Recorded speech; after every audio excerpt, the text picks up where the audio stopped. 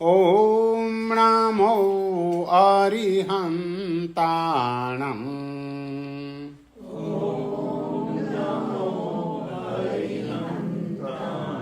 ॐ नमो सिद्धाणम्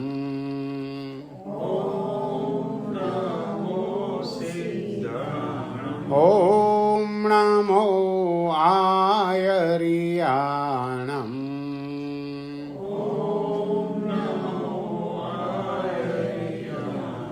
ॐ नमो वज्रायाणम्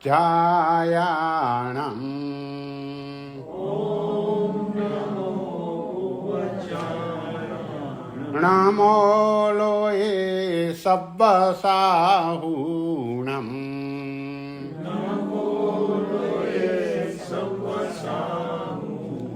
एषो पञ्चणमुक्कारो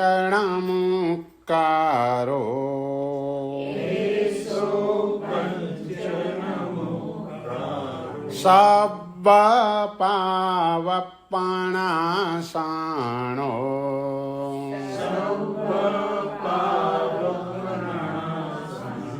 मङ्गलानं च सब्बेसिम्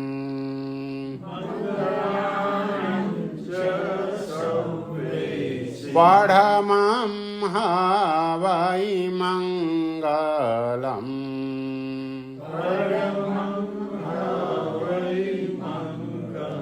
चत्तारि मङ्गलम् अरिहन्ता मङ्गलम्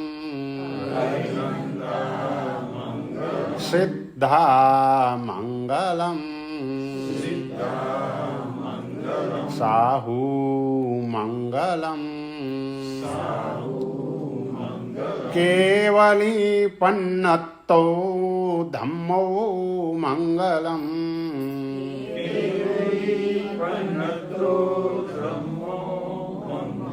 चत्तारि लोगुत्तमा अरिहन्ता लोगुत्तमा सिद्धा लोगुत्तमा साहू लोगुत्तमा केवली पन्नत्तो धम्मो लोगुत्तमो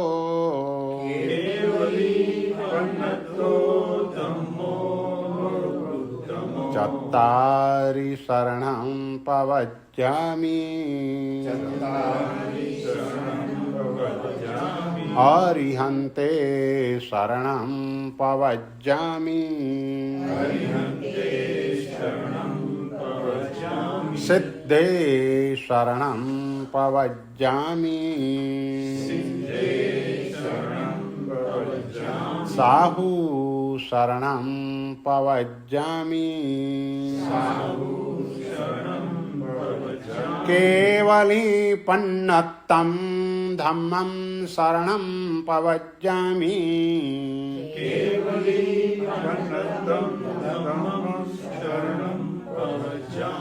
निब्बाणमग्गे वरजानकप्पां पाणाशियाशेषकुवायिदप्पं मायां जिणानं शरणं बुहाणं नमामि नित्यं तिजगप्पहाणं 12 नवकार।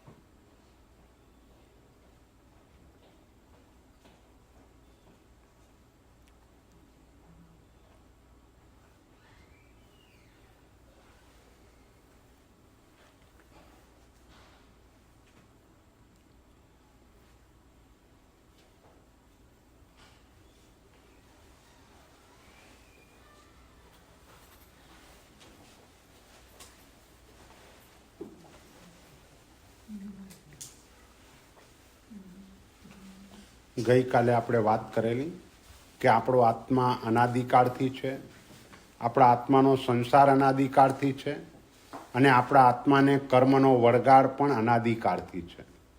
અને એના કારણે આપણે આ સંસારમાં પરિભ્રમણ કરવું પડે છે. સંસાર એટલે આપણું ધારેલું કંઈ ન થાય અને ન ધારેલું ઘણું બધું થાય, એનું નામ સંસાર. અથવા બીજી રીતે સમ વત્તા શ્રુ ધાતુ. શ્રુ એટલે સરકવું, ખસવું, જવું. જીવ એક ગતિમાંથી બીજી ગતિમાં, એક યોનિમાંથી બીજી યોનિમાં સરક્યા કરે, એનું નામ સંસાર. તો આ સંસાર દુઃખરૂપ છે, દુઃખના ફળવાળો છે અને દુઃખની પરંપરાને ચલાવનારો છે. આવા સંસારનો મૂળમાંથી નાશ કરવો હોય તો જ થાય. એ અક્ષણમ ઉચ્છિત્તિ શુદ્ધ ધમ્માવો. શુદ્ધ ધમ્મ સંપત્તિ પાવકમ્મ વિગમાવો. પાવકમ્મ વિગમો તહા ભવત્તાઈ ભાવો. તસ્સ પૂર્ણ વિવાગ સાહણાણી ચૌ શરણ ગમણમ દુક્કડ ગરિહા સુકણાણ સેવણમ. આ વાત આપણે ગઈકાલે કરેલી કે આવા સંસારનો મૂળમાંથી ઉચ્છેદ કરવો હોય તો શુદ્ધ ધર્મ એના દ્વારા મૂળમાંથી ઉચ્છેદ થાય. શુદ્ધ ધર્મ તે પાવકમ્મ વિગમાવો. પાપ કર્મ એટલે કે મિથ્યાત્વ મોહનીય નામનું કર્મ, એ જો દૂર થાય તો જ સમ્યક દર્શન પ્રાપ્ત થાય. અને સમ્યક દર્શન પ્રાપ્ત થયા પછી જીવ શુદ્ધ ધર્મની આરાધના કરી શકે. આ સમ્યક દર્શન બે રીતે કહેવાય, એક વ્યવહારથી અને બીજું નિશ્ચયથી. વ્યવહારથી સમ્યક દર્શન એટલે સુદેવ, સુગુરુ અને સુધર્મ, એના ઉપરની સંપૂર્ણ શ્રદ્ધા, એ વ્યવહારથી સમ્યક દર્શન છે. પણ આ વ્યવહાર સમ્યક દર્શનમાં સંસાર પરિમિત થતો નથી. નિશ્ચય સમ્યક દર્શન જ્યારે આવે ત્યારે સંસાર આપણો પરિમિત બને. અને નિશ્ચય સમ્યક દર્શન એટલે દર્શન સપ્તક, એટલે કે અનંતાનુબંધી ક્રોધ, માન, માયા, લોભ, મિથ્યાત્વ મોહનીય, મિશ્ર મોહનીય અને સમ્યક્ત મોહનીય, એ સાતે કર્મ પ્રકૃતિનો ક્ષય થાય તો ક્ષાયિક સંકિત, ક્ષયોપશમ થાય તો ક્ષાયોપશમિક સંકિત, ઉપશમ થાય તો ઉપશમ સંકિત. પણ ઉપશમ સંકિત પણ સ્પર્શી જાય તો પણ આપણો સંસાર પરિમિત બની જાય. અર્ધપુદ્ગલ પરાવર્ત કાળની અંદર આપણો આત્મા ચોક્કસપણે મોક્ષે જાય. એટલે વ્યવહાર સમ્યક દર્શનની જે વ્યાખ્યા કરી એ આસ્તિક્ય છે. સમ્યક દર્શનના 5 લક્ષણ કહેવાય. એમાંની શરૂઆત અહીંથી થાય, આસ્તિક્યથી થાય. સુદેવ, સુગુરુ અને સુધર્મ, એના ઉપરની શ્રદ્ધા. સુદેવ એટલે વિતરાગ જેટલા પણ છે એ બધા જ સુદેવ છે. માત્ર જેટલા પણ વિતરાગ, જેટલા એ રાગદ્વેષને જીત્યા છે, આ બધા જ વિતરાગ અને બધા જ આપણા ભગવાન છે. અન્ય ધર્મીઓ એમ કે ભાઈ ઈશ્વર એક જ છે. આપણે એમ કહીએ કે જો ઈશ્વર એક જ હોય અને હું ઈશ્વર બનવાનો જ ન હોઉં તો મારે મહેનત શાના માટે કરવાની? તો આપણે પણ ઈશ્વર બનવું છે, ભગવાન બનવું છે.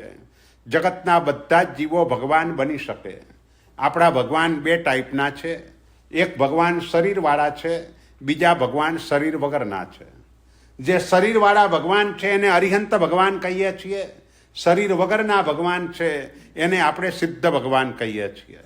તો આ બંને ભગવાન, એમાં સિદ્ધ ભગવાન તરીકે આપણો નંબર લાગી શકે, અરિહંત તરીકે ન પણ લાગે, કારણ કે એના માટે વિશિષ્ટ પુણ્ય અને એની સાથે સાથે જો હોવે મુજે શક્તિ ઈસી સવી જીવ કરું શાસન રસી અને વિશસ્તાનક તપની આરાધના અને આ ભાવ બંનેનો સુમેળ થતાં અને એને સાથે કેટલીય બીજી શરતો તત્વાર્થાધિગમ સૂત્રમાં બતાવવામાં આવેલી છે. દર્શન વિશુદ્ધિર વિનય સંપન્નતા 6 અધ્યાયની અંદર આખું તીર્થંકર નામ કર્મનો ઉપાર્જન કેવી રીતે થાય એ બધા આશ્રવો બતાવવામાં આવ્યા છે. પણ અહીં આપણે સિદ્ધ તો આપણે બધા જ બની શકીએ. એટલે સ્કૂલની અંદર આપણું બાળક ભણતું હોય અને કોઈ કે ભાઈ તમારા ભગવાન કયા? તો કે મહાવીર સ્વામી અમારા ભગવાન. કોઈ કે ઋષભદેવ અમારા ભગવાન. તો એ ફ્રેન્ડ્સ એમ કહેશે કે ભાઈ તું જૈન કુળમાં જન્મ્યો છે માટે તો તું મહાવીરને જ ભગવાન કે ને. એટલે આપણે વ્યાખ્યા એ રીતે ચેન્જ કરવાની, બીજાને પણ સમજાવી શકાય. જેટલા ઈચ્છા વિનાના હોય એટલા બધા જ મારા ભગવાન. બસ ઈચ્છા વિનાના કોણ હોય? જે વિતરાગ હોય એ જ ઈચ્છા વિનાના હોય. આપણી ઈચ્છાઓ, અહીંથી બહાર નીકળીએ ને કોઈની ગાડી જોઈએ એટલે ખરીદવાનું મન થઈ જાય. એટલે આપણી ઈચ્છાઓ એનો અંત જ નથી. એટલે જે ઈચ્છા વિનાના આપણા ભગવાન, આપણા ગુરુ, મૂર્છા વિનાના, મમત્વ વિનાના, વસ્ત્ર પાત્ર આ બધું રાખવા છતાં એના તરફ લેશ માત્ર પણ મમત્વ ભાવ ન હોય. એટલે આપણા ગુરુ મૂર્છા વિનાના અને આપણો ધર્મ હિંસા વિનાનો. બીજા કોઈ ધર્મો એવા નથી કે જેમાં હિંસા ન હોય.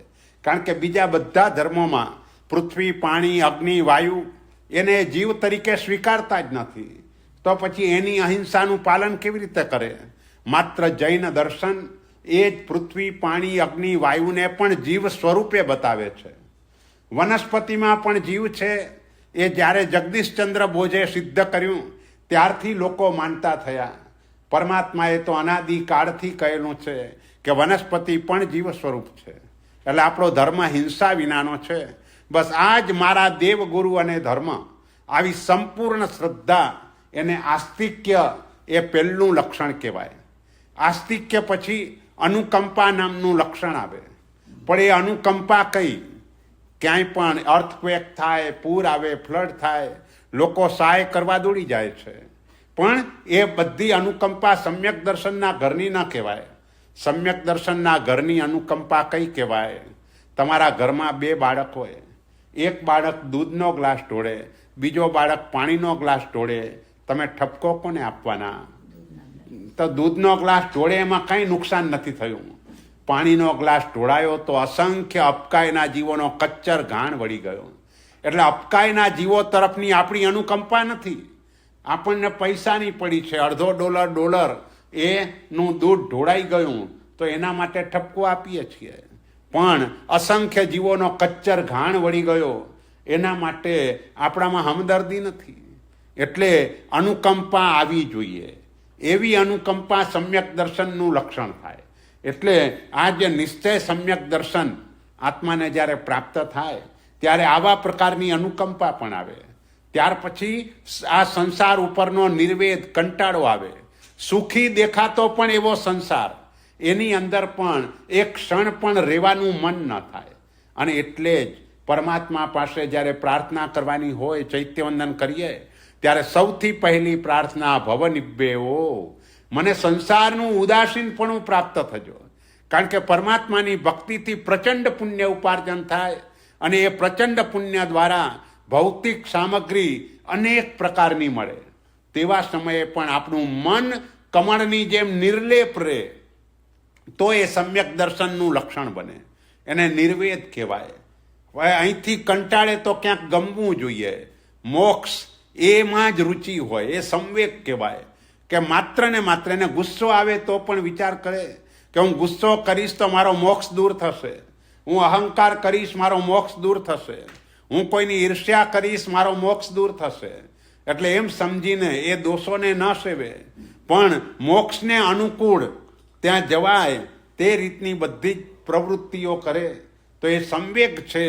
અને પ્રશમ ભાવ એટલે મરણાંત ઉપસર્ગ આવવા છતાંય જેના તરફથી ઉપસર્ગ આવે એના તરફ લેશ માત્ર પણ કશાય ઉત્પન્ન ન થાય એ પ્રશમ ભાવ છે. આવા લક્ષણો જ્યારે આપણા આત્મામાં આવે ત્યારે સમ્યક દર્શન પ્રાપ્ત થયું છે એમ અનુમાન કરી શકાય. કારણ કે છે કે નહીં એ તો જ્ઞાની પુરુષ જ કહી શકે. મહોપાધ્યાય યશો વિજયજી મહારાજા જેવા પણ પોતાના જીવનની સંધ્યાના સમયે બોલ્યા કે હવે મને કંઈક આત્માનો અનુભવ થયો છે. જે આટલા મોટા મહાપુરુષ, આટલું ઉત્તમ ચારિત્રનું પાલન કરનારા એવા મહાપુરુષને પણ પોતાના જીવનના અંત સમયે લાગ્યું કે હવે મને આ સમ્યક દર્શન પ્રાપ્ત થયું છે. તો પછી આપણે કેટલો પુરુષાર્થ કરવો જોઈએ આ ગુણને પ્રાપ્ત કરવા માટે? તો આ ગુણ પ્રાપ્ત થતાં જ શુદ્ધ ધર્મ થાય. જ્યાં સુધી આ ગુણ ના આવે ત્યાં સુધી આત્મા શુદ્ધ ધર્મ ન કરી શકે. એટલે શુદ્ધ ધર્મને પામવા માટે મિથ્યાત્વ મોહનીય નામનું કર્મ દૂર થાય, એટલે કે સમ્યક દર્શન પ્રાપ્ત થાય. અને એને પ્રાપ્ત કરવા માટે તહા ભગવત્તાઈ ભાવો તથા ભવ્યત્વનો પરિપાક થાય.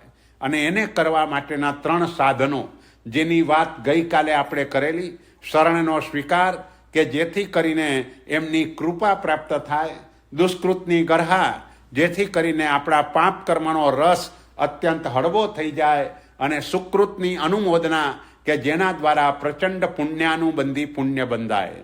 બસ આ જ મોક્ષે જવા માટેનો રાજમાર્ગ કોઈ હોય તો રાજમાર્ગ આ છે. અને એટલે જ એ ગુણની પ્રાપ્તિ માટે પહેલાં ઉદ્યમ કરવાનો. એટલે સૌથી પહેલાં તો કયો ઉદ્યમ કરવો જોઈએ? તો કે સૌથી પહેલાં મિથ્યાત્વ પછી જવાનું છે. આપણે કહીએ છીએ કે ભાઈ પાવકર્મ વિગમાવો, મારું પાપ કર્મ દૂર થાય, મિથ્યાત્વ મોહનીય દૂર થાય. પણ મિથ્યાત્વની પણ જડ અનંતાનુબંધી કસાય છે. એ દૂર થયા પછી જ મિથ્યાત્વ જાય, એના પહેલાં કોઈનું મિથ્યાત્વ ન જાય. એટલે પહેલાં એને દૂર કરવો જોઈએ. અનંતાનુબંધી એટલે આપણા આત્માને અનંતકાળ સુધી સંસારની અંદર જોડી રાખે, એને અનંતાનુબંધી કસાય કહેવાય. અને એને દૂર કરવા માટે જગતના બધા જ જીવોની ભૂલોને તમે સંપૂર્ણપણે ભૂલી જાઓ તો જ આ કસાય દૂર થાય, નહીં તો દૂર ન થાય. કારણ કે આ કસાય એક વર્ષથી એક દિવસ પણ વધે એટલે આપણે એને અનંતાનુબંધી કસાય કહીએ છીએ.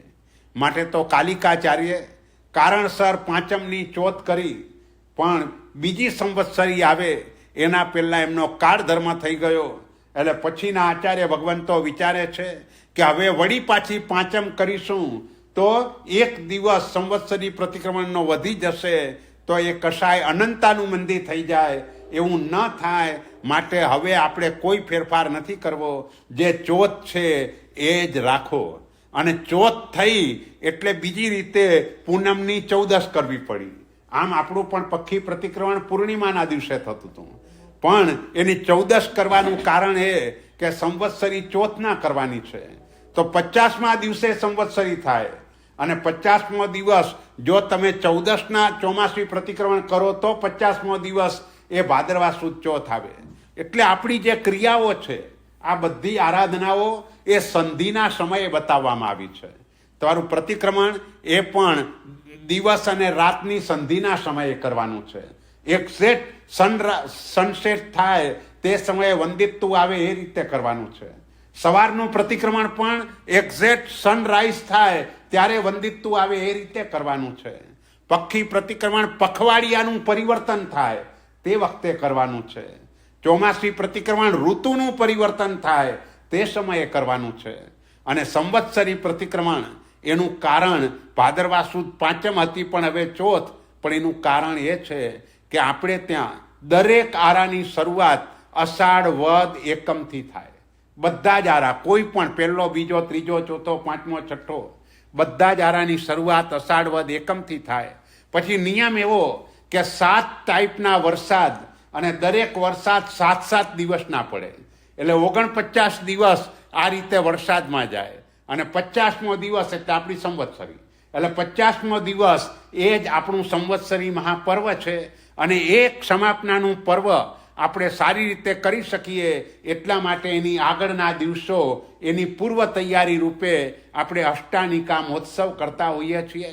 નવપતજીની ઓળી પણ ઋતુના સંધિના સમયે છે.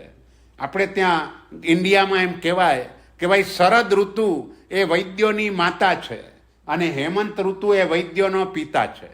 ડૉક્ટરોનો વધારેમાં વધારે બિઝનેસ શરદ ઋતુમાં અને આ રીતે એ હેમંત ઋતુમાં ચાલતો હોય તો તેવા સમયે એ બંનેના સંધિકાળે આયંબિલ તપ કરવાનું કહ્યું કે જેથી કરીને બીમારી ના આવે, ડૉક્ટર પાસે જવું ના પડે. આ બધું સાયન્ટિફિક છે. જો એ રીતે કરવામાં આવે આરાધના તો આપણી આરાધના સફળ થાય. આપણી વાત એ છે કે અનંતાનુબંધી નામનો કસાય એ દૂર થયા પછી જ મિથ્યાત્વ દૂર થાય. અને એને દૂર કરવા માટે જગતના બધા જ જીવોની ભૂલોને ભૂલી જવી જોઈએ. કંઈ યાદ નહીં રાખવાનું. જે યાદ રાખવા જેવું છે એ જ યાદ રાખવાનું.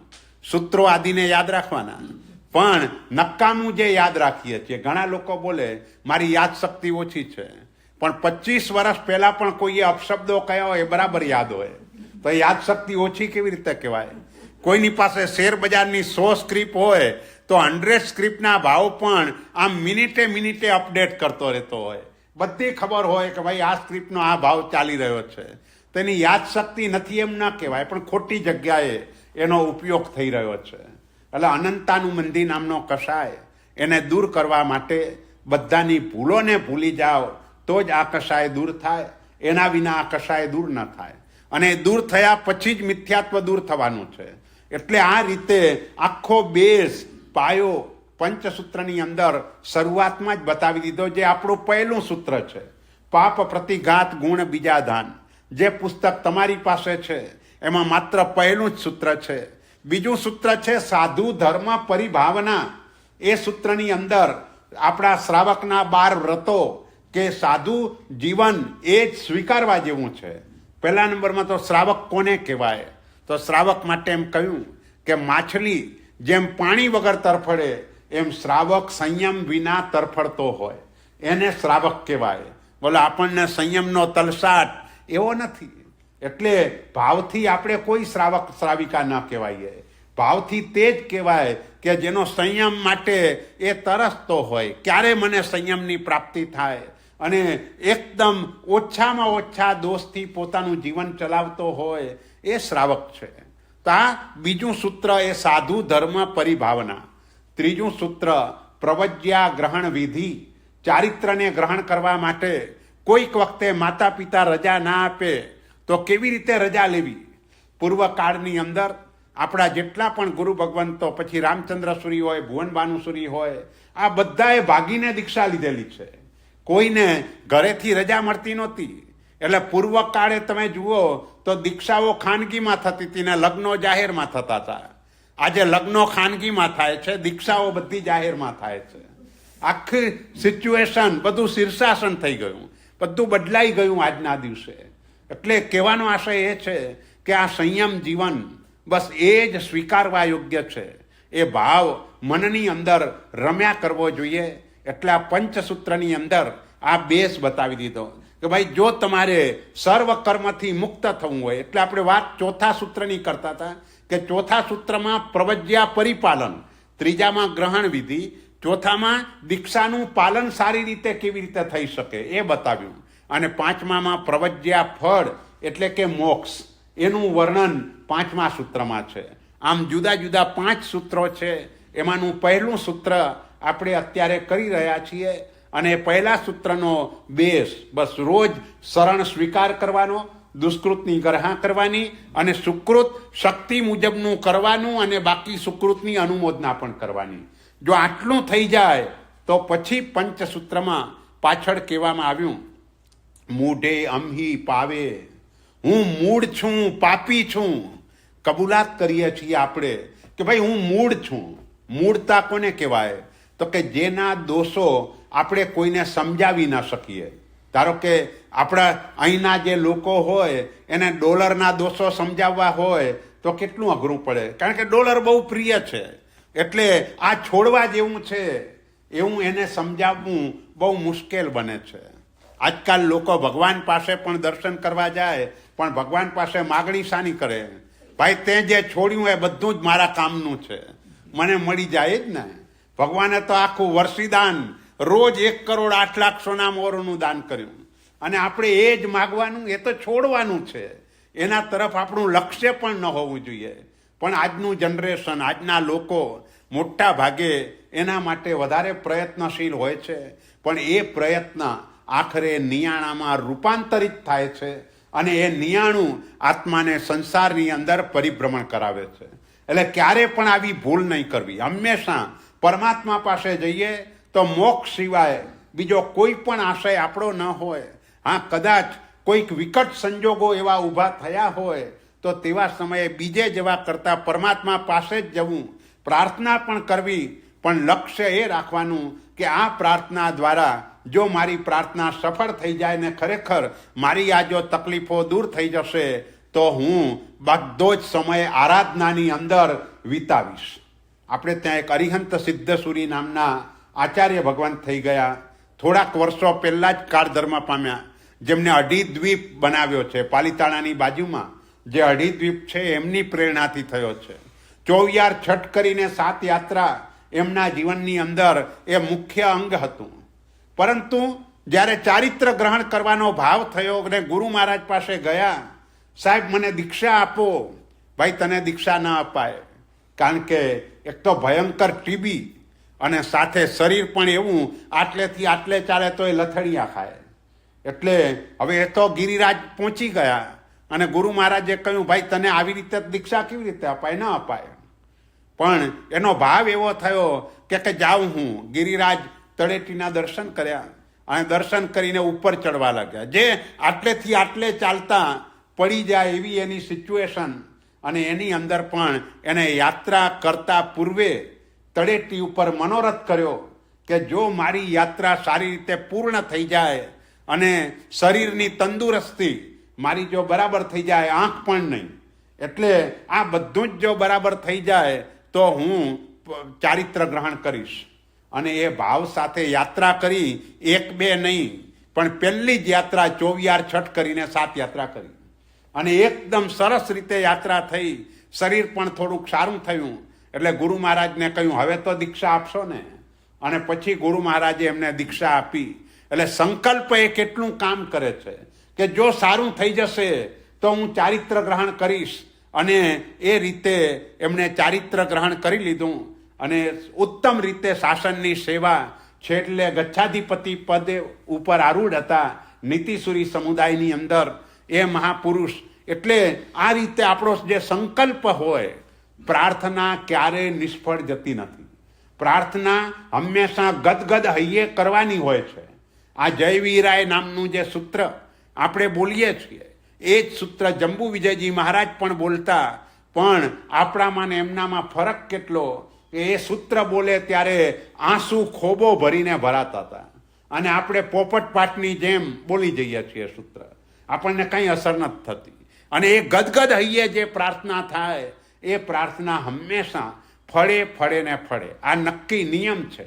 એટલા માટે ક્યાંય પણ આપત્તિ પણ આવે તો આપત્તિમાં પણ આવો સંકલ્પ કરવામાં આવે તો બધી આપત્તિના વાદળો પણ વિખરાઈ જાય છે.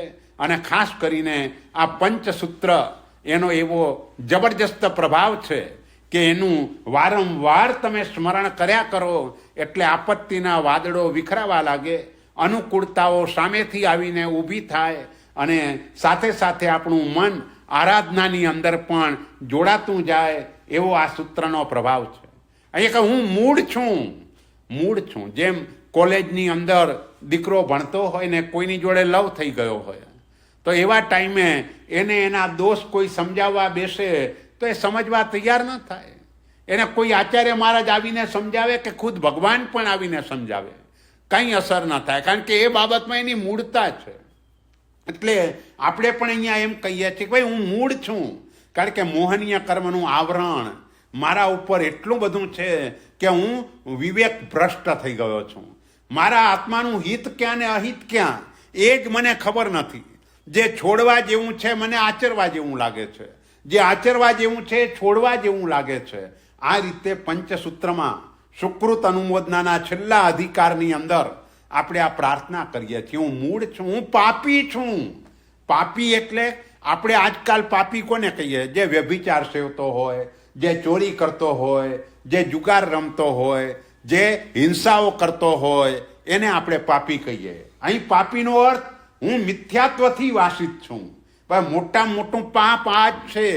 બીજા પાપો ઓટોમેટિક ઢીલા પડશે. મિથ્યાત્વ જશે એટલે બધા પાપો ઢીલા પડી જવાના છે.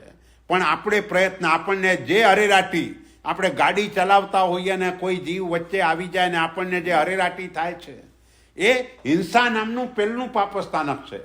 પણ એમાં જેટલી અરેરાટી થાય છે એવી અરેરાટી મિથ્યાત્વમાં થતી નથી. આ મિથ્યાત્વમાં અરેરાટી લાવવાની જરૂર છે કે જે અન્ય દેવ, ગુરુ અને ધર્મ એની પાસે જવાનું કે એની પાસે માગણી કરવાની, આ બધું જ મિથ્યાત્વ છે. અને આજકાલ તો દેવદેવીઓ પાસે જવાનું ઘણું વધી ગયું છે. તો એ પણ એક પ્રકારનું મિથ્યાત્વ છે. દર પૂનમે શંખેશ્વર જવું એ પણ મિથ્યાત્વ છે, લોકોત્તર મિથ્યાત્વ કહેવાય.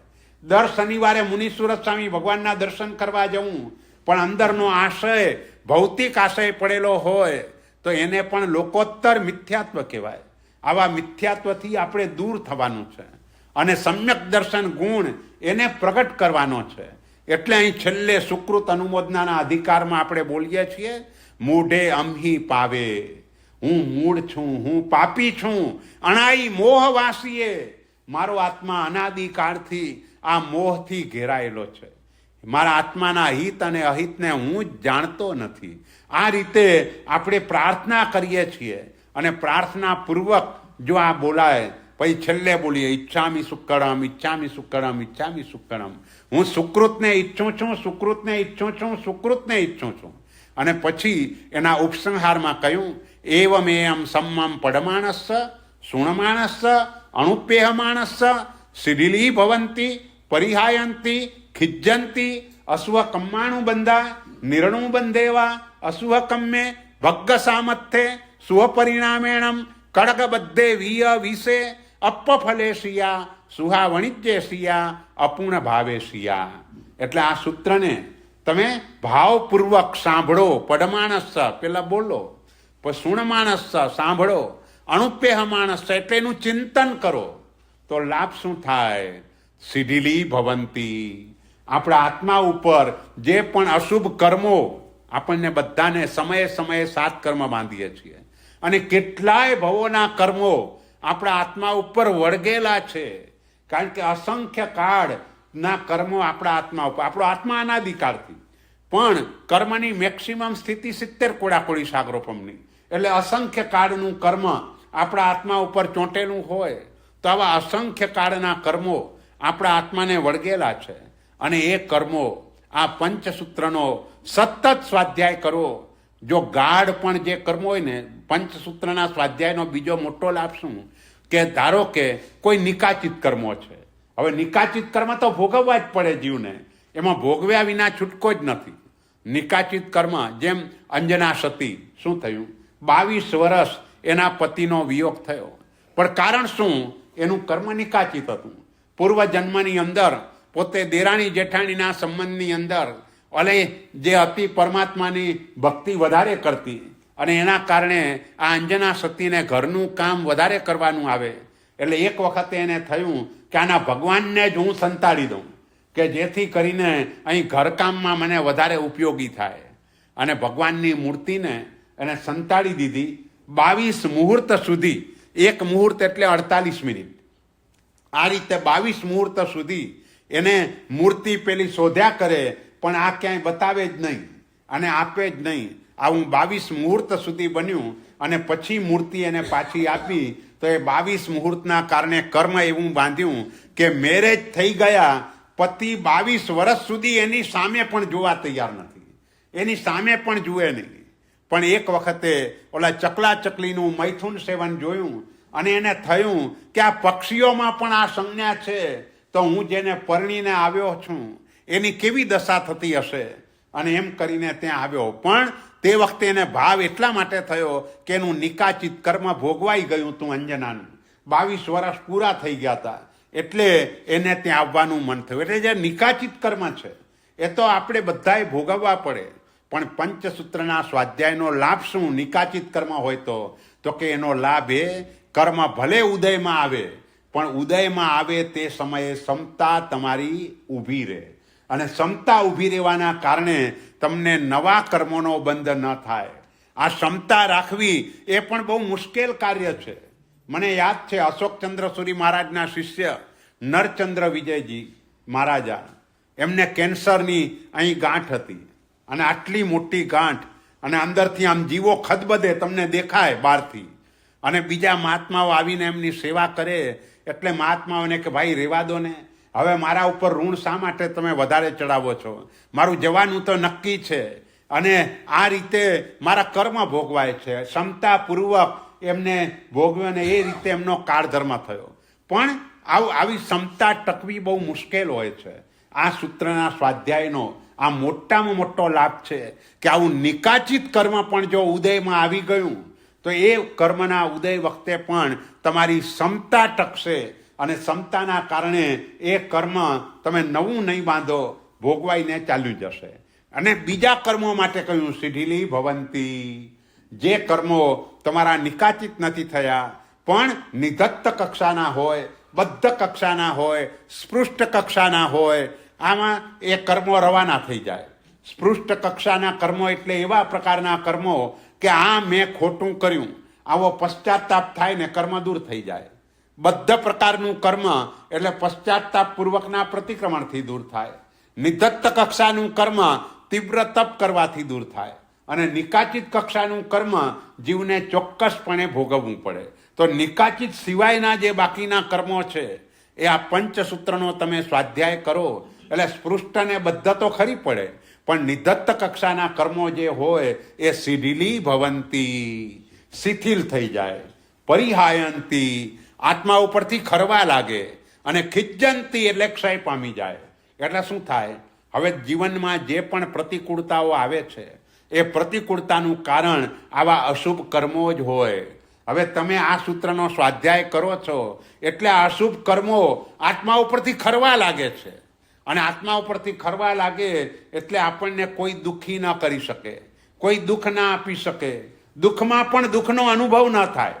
દાખલા તરીકે આપણા ગુરુ ભગવંતો, તો ગુરુ ભગવંતો લોચ કરાવે, વિહાર કરે, દુઃખ છે, પણ એમાં એમને દુઃખનો અનુભવ નથી, એને આનંદ છે, કારણ કે એનાથી કર્મની નિર્જરા થઈ રહી છે, એનો એમને આનંદ છે. એટલે દુઃખ હોવા છતાંય એ દુઃખી નથી, દુઃખ હોવા છતાંય એમને અંદરથી આનંદ છે.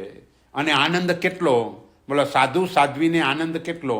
આપણે ત્યાં વર્ણન કર્યું જ્ઞાનસારમાં, તેજો લેશ્યા વિવૃદ્ધિર્યા સાધો પર્યાય વૃદ્ધિતઃ ભાષિતા ભગવત્યાદૌ સેત્તમ ભૂતસ્ય યુજ્યતે. ભગવતીજી સૂત્રનો પાઠ આપ્યો અને કહ્યું કે આજે કોઈએ દીક્ષા લીધી અને દીક્ષા લીધા પછી જો એ ચિત્તની નિર્મળતા રાખે અને પોતાનું મન સ્વાધ્યાય આદિની અંદર પરોવીને રાખે અને વર્ષનો દીક્ષા પર્યાય થાય તો એનો આનંદ અનુત્તર વિમાનવાસી દેવ કરતાં પણ ચડિયાતો હોય.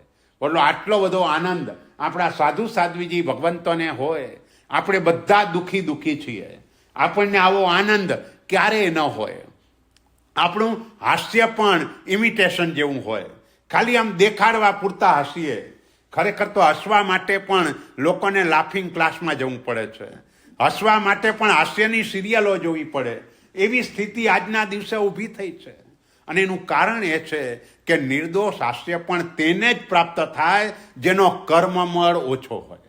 જેનો કર્મમળ વધારે હોય ને નિર્દોષ હાસ્ય કદાપી ન હોય. આપણા પેટમાં પણ મળ જામી ગયો હોય તો આપણું બેચેની કેવી દેખાય, પણ જેવું સાફ થઈ જાય એટલે પછી આનંદ હોય.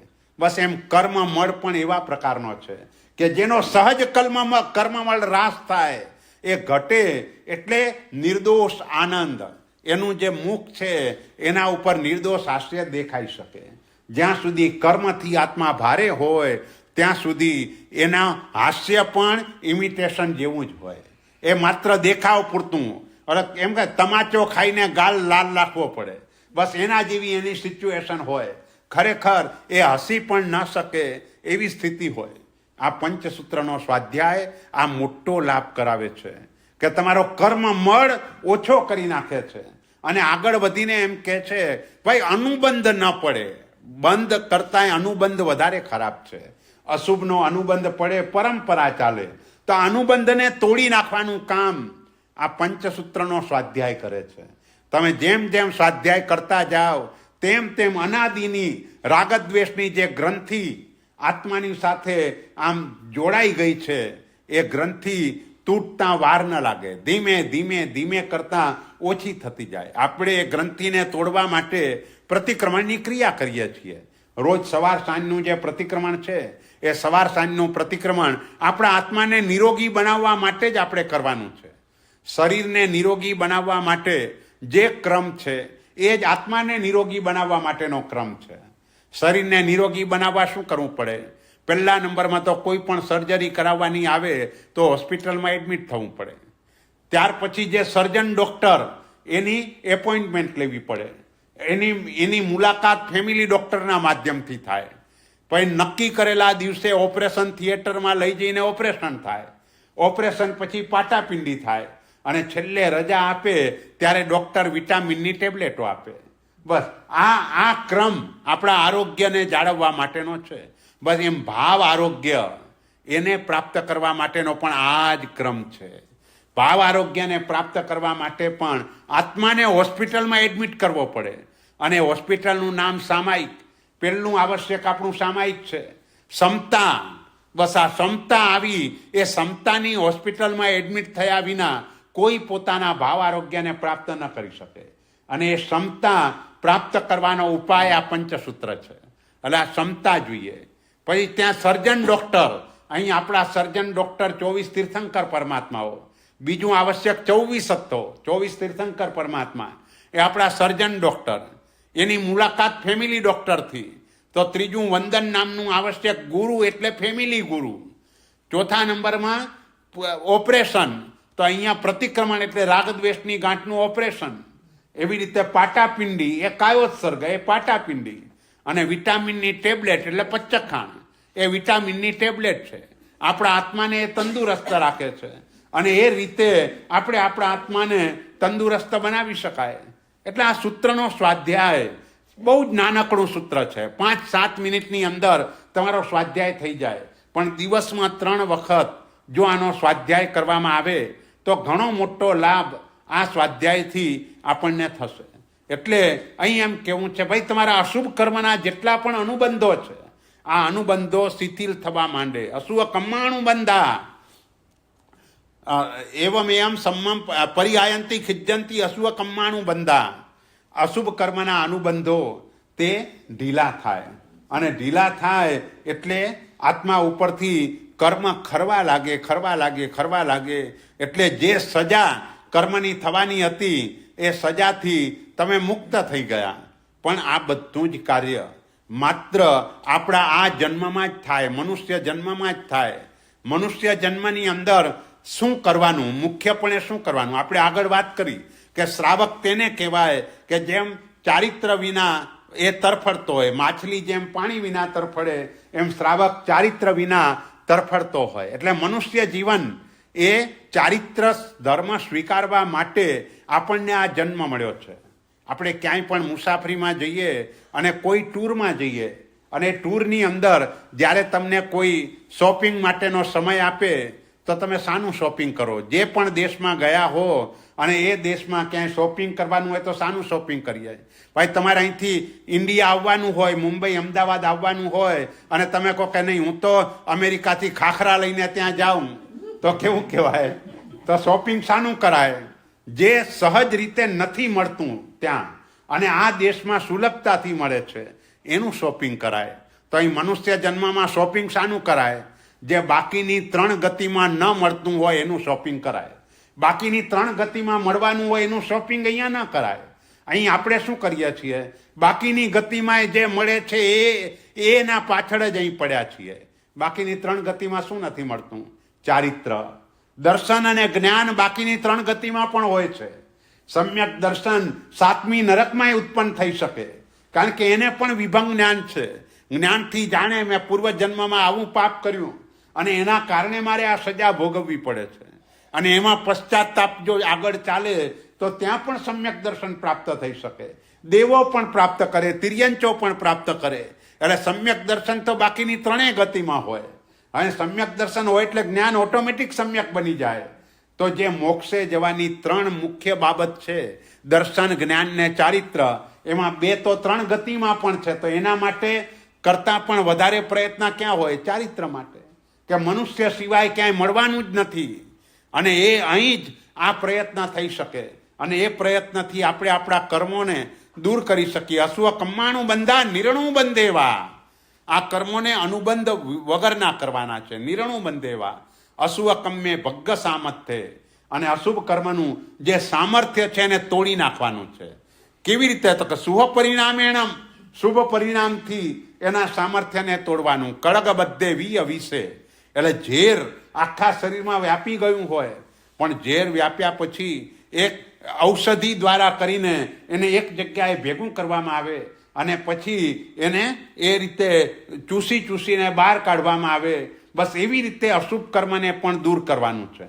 આપણે ત્યાં એક મહાત્માનું એવું દ્રષ્ટાંત આવે છે ને એ સત્ય હકીકત છે. હમણાં જ થોડા સમય પૂર્વે થયેલા એક સોમસુંદર સુરી નામના મહારાજ, અને એમને વિહારની અંદર સર્પ કરડ્યો. આખું શરીરમાં ઝેર પ્રસરી ગયું.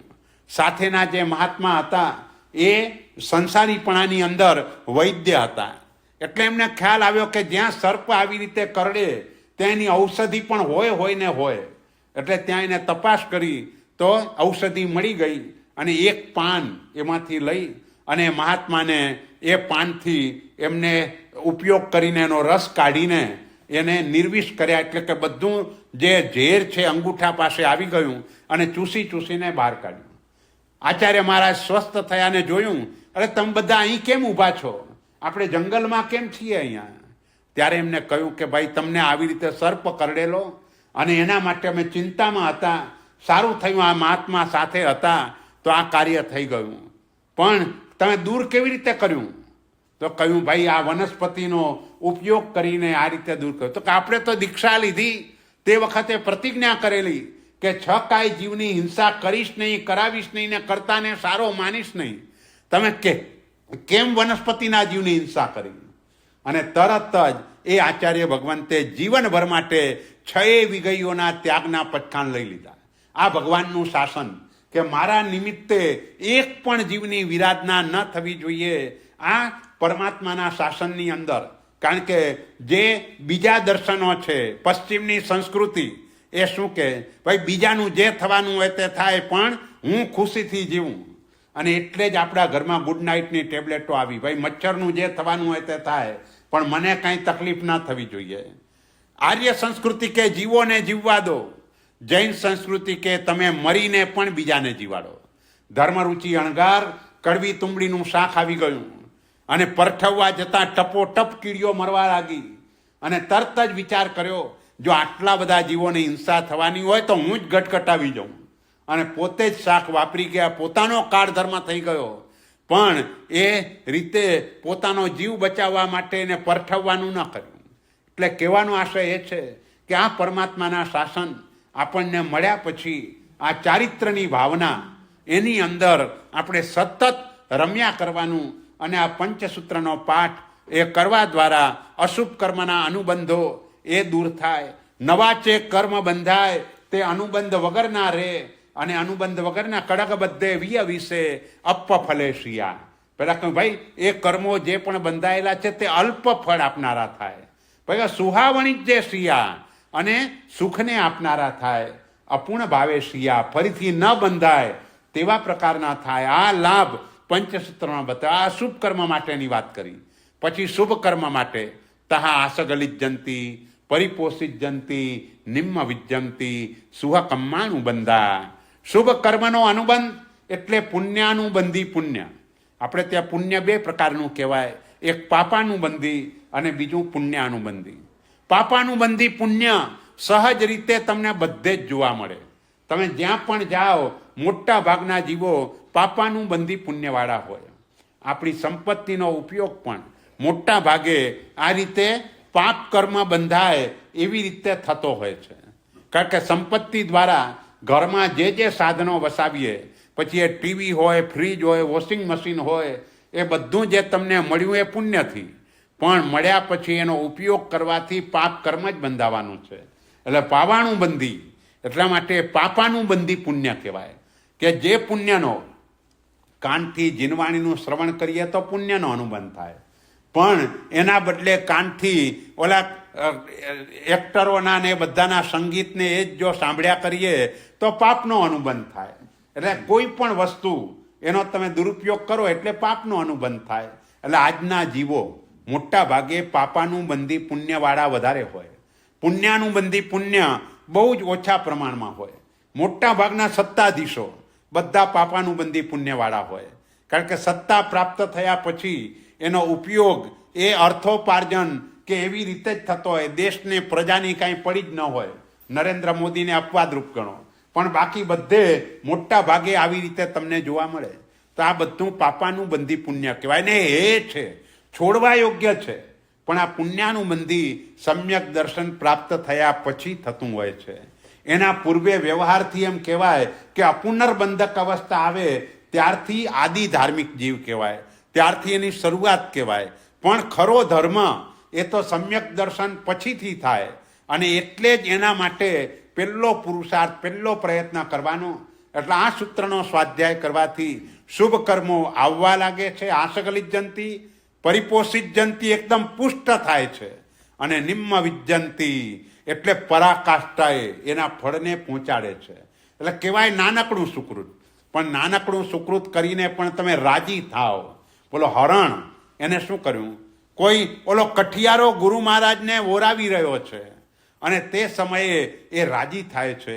ધન્ય છે આમને કે સુપાત્ર દાનનો લાભ લઈ રહ્યા છે. ધન્ય છે મહાત્માને કે આટલું ઉત્તમ ચારિત્ર જીવન પાડી રહ્યા છે. બોલો પરિણામ શું આવ્યું? ત્રણેયનો સાથે કાળધર્મ થયો.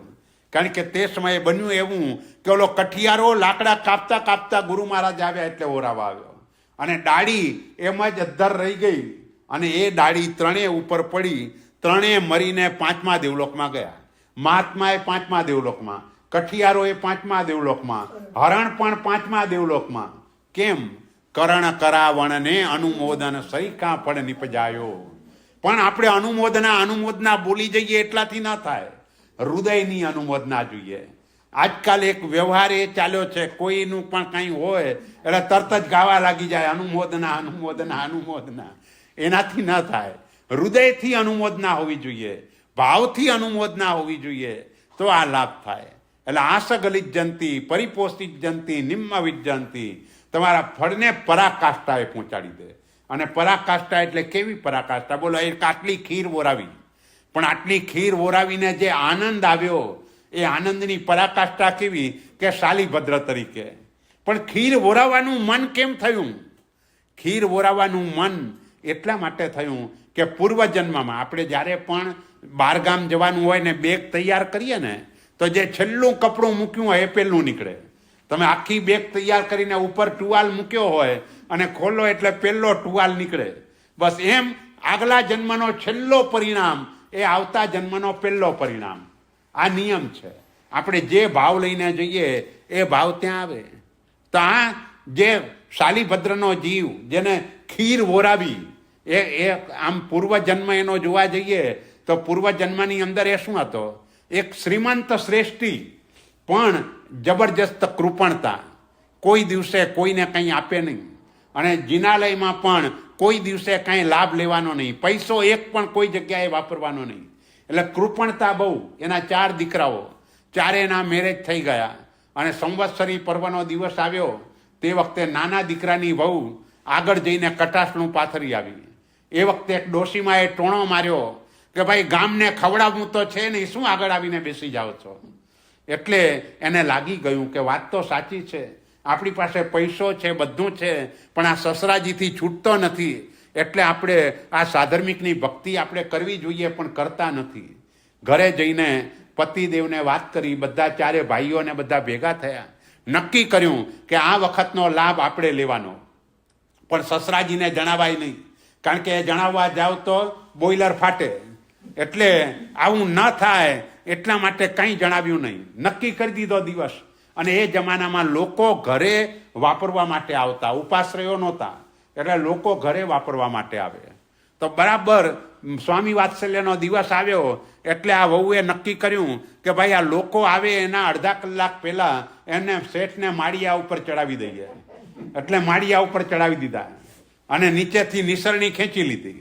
એટલે પાછા નીચે ઉતરે નહીં એટલા માટે નિસરણી ખેંચી લીધી. પણ એ વખતે ઓલા લોકો આવવાનો એક બાજુ અવાજ સંભળાયો, બીજી બાજુ ઘરની અંદર એક ઉત્તમ સામગ્રી બનાવી હોય એટલે એના કારણે સુગંધ પણ એકદમ આવવા લાગી. અને એના મનમાં વિચાર આવ્યો કે નક્કી આ લોકોએ આજે કંઈક લાભ લીધો છે, મને વાત જ નથી કરી, પણ સારું થયું આ લોકોએ મને વાત ન કરી, નહીંતર હું આ કરવા જ ન દેત. એક વિચાર એ સારો આવ્યો. અને બીજો વિચાર, તરત જ ત્યાં ધર્મલાભ અવાજ સંભળાયો અને ઓરાવવાનો એકદમ ભાવ થયો. આજે ઘરમાં સારામાં સારી વસ્તુઓ છે, હું ગુરુ મહારાજને ભાવથી ઓરાવું. ધ્યાન ન રહ્યું અને નીચે ઉતરતા પડ્યા ને મર્યા. અને મરીને એક દરિદ્ર કુળના ઘરમાં ઉત્પન્ન થયા. કારણ કે દરિદ્ર કુળમાં કેમ ઉત્પન્ન થયા? કે પૈસો હતો પણ એનો સદુપયોગ ન કર્યો, માટે દરિદ્ર કુળમાં જન્મ્યા. અને દરિદ્ર કુળમાં જન્મવાના કારણે જ્યારે પર્વ દિવસ આવ્યો અને આજુબાજુવાળા બધા ખીર બનાવવાના હતા અને એ વખતે આને પણ ખીરની તલપ લાગી, રડવા લાગ્યો. એટલે આજુબાજુમાંથી કોઈ દૂધ આપી ગયું, કોઈ સાકર આપી ગયું, કોઈ ચોખા આપી ગયું. એમ કરીને ખીર બનાવી અને બનાવ્યા પછી વિચાર આવ્યો કે કોઈ જો મહાત્મા મળે તો આપીને પછી વાપરવું. બસ આ વિચારમાં જ્યારે તમારો એ વિચાર પણ ભાવ પણ જ્યારે હૃદયપૂર્વકનો હોય ત્યારે આવા મહાત્મા પણ મળી જાય, એને પણ મળી ગયા, ઓરાવ્યું, અને અંદરનો આનંદ માને પણ જણાવતો નથી કે મને આ લાભ મળ્યો છે, અને આનંદમાં ને આનંદમાં આયુષ્ય બંધાઈ ગયું શાલીભદ્ર તરીકે. એટલે કહેવાનો આશય એ છે કે સુકૃત ભલે નાનું હોય, પણ નાનું સુકૃત પણ તમે એમાં ભાવ રેડ્યા કરો એટલે એનો લાભ ઘણો મોટો થઈ જાય. નિમ્મ વિજ્જંતી એટલે અત્યંત પુષ્ટ થાય, પરાકાષ્ઠાએ પહોંચાડે, એવું સુખ આપે કે આપણી કોઈ કલ્પના જ ન હોય. બોલો, કુમારપાળ મહારાજા 18 દેશનું સામ્રાજ્ય મળ્યું, એને ક્યાં કલ્પના હતી કે આ 5 કોડીના 18 પુષ્પોથી હું પરમાત્માની પૂજા કરું છું તો એનાથી મને 18 દેશનું રાજ્ય મળશે, આવી કલ્પના નહોતી. એટલે જ આ પંચસૂત્રમાં અરિહંતનું એક વિશેષણ બતાવ્યું, અચિંત ચિંતામણી, અચિંત્ય ચિંતામણી. વ્યવહારમાં એમ કહેવાય માગ્યા વિના તો માય ન પીરશે, અને અહીં એમ કહેવાય ભાઈ માગવાની જરૂર નથી, તમારે વિચારવાની એ જરૂર નથી, તમારી કલ્પનાની બહાર તમને મળે. પરમાત્માની ભક્તિ કરો, અરિહંતની ભક્તિ, એટલે તમારી કલ્પનામાં પણ ના આવે. એટલે આને 18 પુષ્પથી અંગરચના કરી અને ફળ શું મળ્યું? 18 દેશનું સામ્રાજ્ય. અને 18 દેશનું સામ્રાજ્ય પણ સાથે સાથે કલિકાળ સર્વજ્ઞ હેમચંદ્રાચાર્યજી મહારાજ સદગુરુ તરીકે મળ્યા, અને અધૂરામાં પૂરું એમાં એવી આરાધના થઈ કે ગણધર નામકરમાં પણ ઉપાર્જન કર્યું. આવતી 24મીમાં પહેલા ભગવાનના પહેલા ગણધર બનીને એ મોક્ષે જશે. બોલો, એક ભગવાનની ખાલી ફૂલ પૂજા, પણ ભાવ, તમારો ભાવ પરાકાષ્ઠાએ પહોંચ્યો તો લાભ આટલો બધો વધી જાય. એટલે ભગવાને કહેલું નાનકડું પણ અનુષ્ઠાન ભાવપૂર્વક કરવામાં આવે તો કેવલ જ્ઞાન પ્રાપ્ત થયા વિના ન રહે. જે ઈરિયાવૈયા અહિમુત્તા કરતા હતા એ જ ઈરિયાવૈયા આપણી પાસે છે, એક અક્ષરનો એ ફેરફાર નથી. જે નવકાર અમરકુમાર પાસે હતો એ જ નવકાર આપણી પાસે છે, જે સામાયિક પુણ્યા શ્રાવક પાસે હતું એ જ આપણી પાસે છે. એને આટલો લાભ થયો, આપણને નથી થતો. કેમ? આપણા ભાવની ખામી છે, આપણા ભાવની ત્રુટિ છે. એ ભાવ લાવવા માટેનો પ્રયત્ન કરવાનો છે, અને ભાવ વધારે ત્યારે આવશે જ્યારે આત્મામાં સમ્યક દર્શન ગુણ આવશે, અથવા તો એની પૂર્વ ભૂમિકામાં પણ આવો ભાવ આવી શકે, અને એ ભાવ આવતા જ સમ્યક દર્શન તો પ્રાપ્ત થાય, પણ સડસડાટ ઉપર પણ ચડવા લાગે. ભગવાને વૈશાખ સુદ 11ના દિવસે શાસનની સ્થાપના કરી તો શું થયું? 4411 બ્રાહ્મણોને એક જ દેશનામાં દીક્ષા લેવા તૈયાર થઈ ગયા. એટલે મિથ્યાત્વ હતા, અને મિથ્યાત્વમાંથી માત્ર સમ્યક દર્શન નહીં, પણ સમ્યક દર્શનની સાથે સર્વવૃત્તિ, છેક 6ઠું 7મું ગુણસ્થાનક, ત્યાં સુધી એ પહોંચી ગયા. બસ આ પરમાત્માની વાણીની આ તાકાત છે કે પરમાત્માની વાણી એ આ રીતે જીવને ઉપર પહોંચાડી દે. એમ આ પંચસૂત્ર એનો સ્વાધ્યાય પણ જો આવી રીતે કરવામાં આવે અને તમે એના ભાવો તમે એની અંદર રેડતા જાઓ, જે પણ આરાધના કરો ને જે આરાધના જેના માટે કરવાની છે એ ભાવો અંદર રેડવાના છે. નવકારશ્રીનું પચખાણ પારો તે સમયે પ્રણિધાન એ કરવાનું છે કે ભાઈ મારી આહાર તરફની આસક્તિ દૂર થાય માટે હું આ પચખાણ કરું છું. સામાયિક કરતા પૂર્વે ભાવના એ ભાવવાની છે, મારામાં ક્ષમતા ગુણનો વિકાસ થાય માટે હું સામાયિક કરું છું. દાન આપતા પહેલા ભાવના એ ભાવવાની છે, મારી ધનની મૂર્છા દૂર થાય માટે હું કરી રહ્યો છું. જો આ રીતે તમે લક્ષ્ય નક્કી કરીને કરો તો આ લાભ થાય, એના વિના લાભ ન થાય. એટલે આપણે ત્યાં લક્ષ્ય નક્કી જ નથી કરતા, સીધી ક્રિયા ચાલુ કરી દે છે. કોઈ પણ ક્રિયા હોય ડાયરેક્ટ ચાલુ જ થઈ જાય. એટલે લક્ષ્ય સૌથી પહેલા નક્કી કરવાનું, એને શાસ્ત્રીય ભાષામાં પ્રણિધાન કહેવાય. ભાવ ધર્મના 5 પગથિયા છે. પહેલું પગથિયું પ્રણિધાન, બીજું પગથિયું પ્રવૃત્તિ, ત્રીજું પગથિયું વિજ્ઞાજય, ચોથું સિદ્ધિ, અને 5મું વિનિયોગ.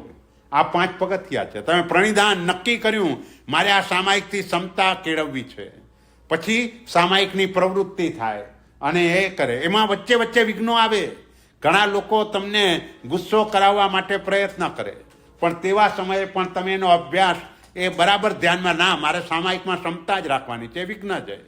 પછી તમને ક્ષમતાની સિદ્ધિ થાય, અને સિદ્ધિ થયા પછી તમે બીજાને પણ કહો તો બીજાને પણ, બીજા ઉપર પણ એની અસર થાય. જે ધર્મની આપણામાં સિદ્ધિ ન થઈ હોય એ ધર્મ આપણે બીજાને સમજાવીએ, એની અસર એના ઉપર ન થાય. હું રાત્રે ખાતો હું ને તમને રાત્રિ ભોજન ત્યાગની વાત કરું તો એ અસર તમારા ઉપર ન થાય. તમારા ઉપર તો જ થાય જો મારા જીવનમાં હોય, નહીતર ના થાય. એટલે જ અમારા કરતાં પણ એક દિવસના દીક્ષિત કોઈ સાધુ કે સાધ્વી બોલે એની અસર તમારા ઉપર વધારે થાય, કારણ કે એનું જીવન પવિત્ર છે, એટલે એની અસર હંમેશા વધારે થાય. એટલે આપણે ત્યાં કહેવામાં આવ્યું આચારો પ્રથમો ધર્મ. આચાર એ સૌથી પહેલા નંબરનો ધર્મ છે. આચારને ક્યાંય ગૌણ ન કરાય. એટલે આચારની બધે પ્રધાનતા. એટલે બધા જ આચારો, જૈનાચારો જે પણ છે એનું બરાબર પાલન કરવાનું. નિમ્મ વિજ્જંતી ખિજ્જંતી ના સ્વકમ્માણું બંધા સાણું બંધમ ચ. એટલે શુભ કર્મના અનુબંધો સાનુબંધ બને, અનુબંધવાળા બને, એટલે પરંપરાને ચલાવનારા બને. એ શુભનો ઉદય થાય ત્યારે વળી પાછો તમારો ભાવ એવો ક્રિએટ થાય, નવું પુણ્યાનુબંધી પુણ્ય બંધાય. વળી એ કર્મનો ઉદય થાય, કારણ કે મનની પવિત્રતા છે. સમ્યક દર્શન મનની પવિત્રતાથી થાય છે, એકાગ્રતાથી થતું નથી. મનની એકાગ્રતાથી સમ્યક દર્શન ન થાય, મનની પવિત્રતાથી થાય. અને મનની પવિત્રતા, કારણ કે મનનો પહેલો દોષ મલિનતા છે. મન મલિન છે પહેલો દોષ, પણ એ મલિનતાને દૂર કરવા માટે 16 ભાવનાઓથી મનને ભાવિત બનાવવું પડે, તો જ મલિનતા દૂર થાય. એના વિના મલિનતા દૂર ન થાય. કારણ કે જગતમાં તમને 2 જ વસ્તુ દેખાય, જીવ અને જળ. તો જીવ દેખાય તો જીવ તરફ મૈત્રી આદિ ભાવો અને જળ તરફ અનિત્ય આદિ ભાવો. બસ આટલું જો જીવનમાં આવી જાય તો તમારું મન પવિત્ર બની જાય. એટલે એ મનની પવિત્રતા જીવને સમ્યક દર્શન ગુણ સુધી ખેંચીને લઈ જતી હોય છે. એટલે અહીંયા કહ્યું સુવકમ્માણું બંધા સાણું બંધમ ચ સુવકમ્મમ પગિઠ્ઠમ પગિઠ્ઠ ભાવજીયમ નિયમ ફલયમ. જે પ્રકૃષ્ટ ભાવ, ઉત્કૃષ્ટ ભાવ લાવીને જે પણ સુકૃત થાય એનું ફળ જીવને તાત્કાલિક મળે. શત્રુંજય મહાતીર્થ પર રજની દેવડી એણે અભિષેક કરાવ્યા. ઓલા રજની દેવડી એટલે એક સમય એવો હતો, સુરતના વતની અને અર્થોપાર્જન માટે મુંબઈ જવાનું નક્કી કર્યું.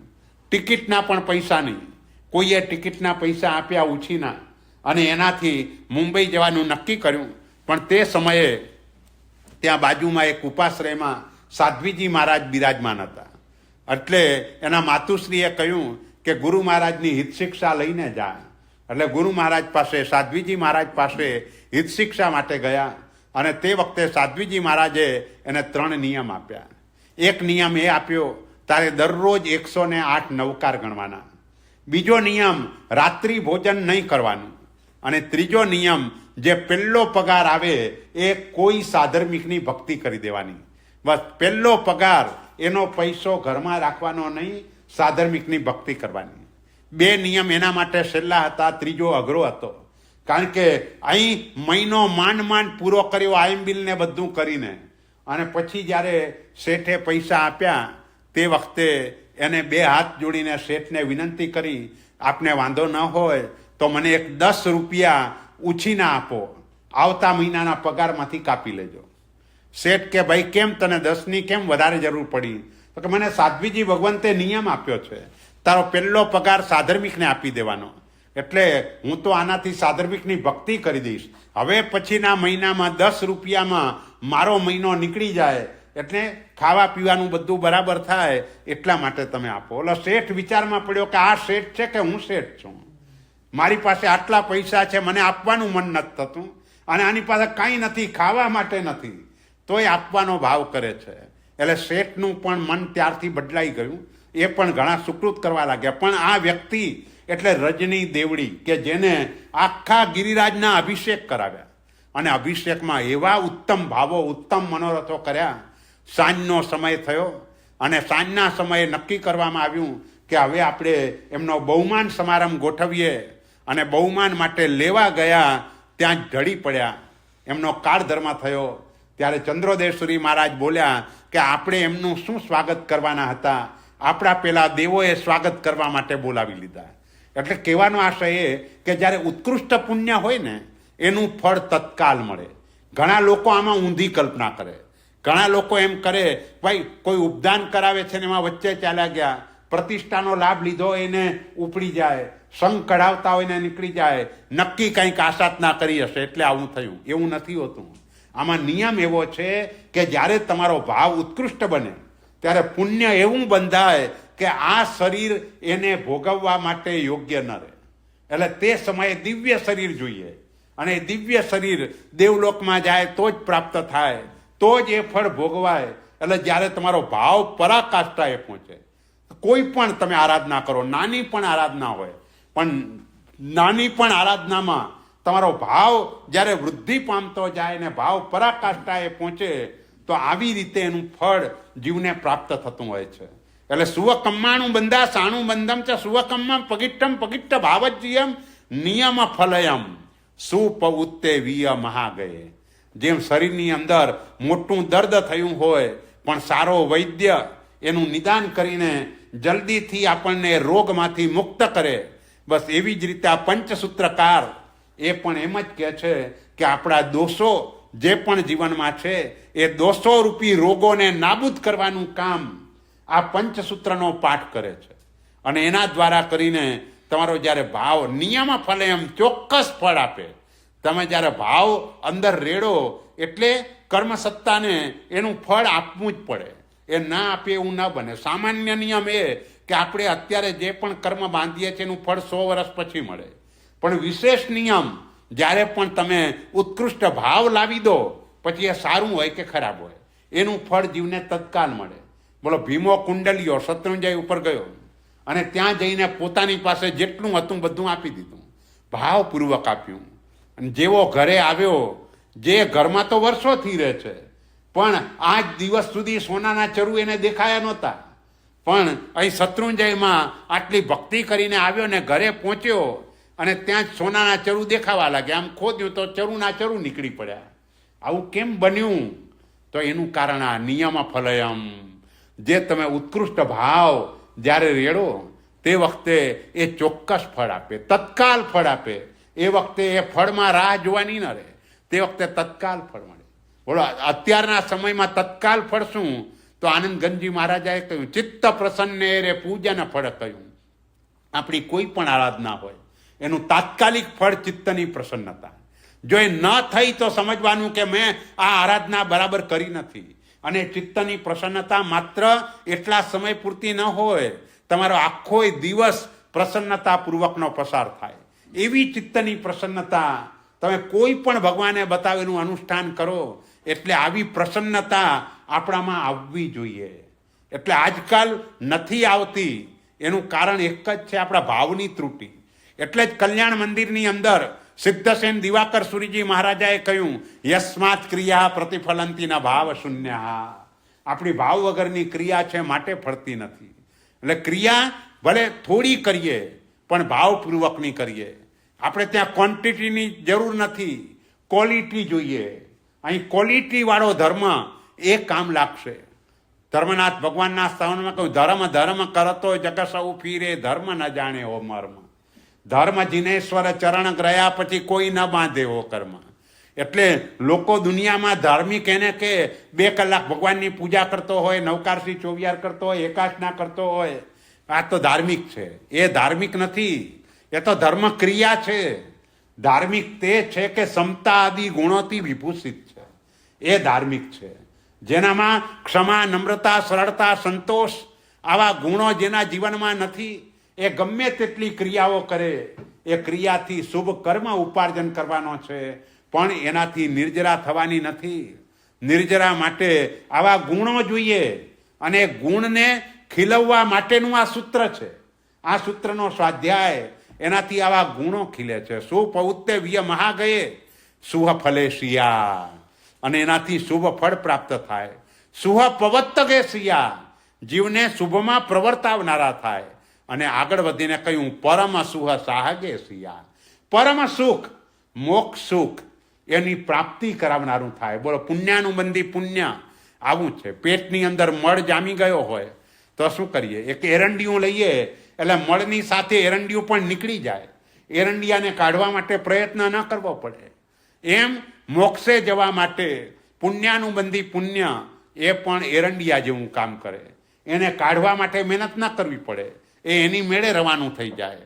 એટલે એ રીતે પરમ સુહ સાહગે શિયા.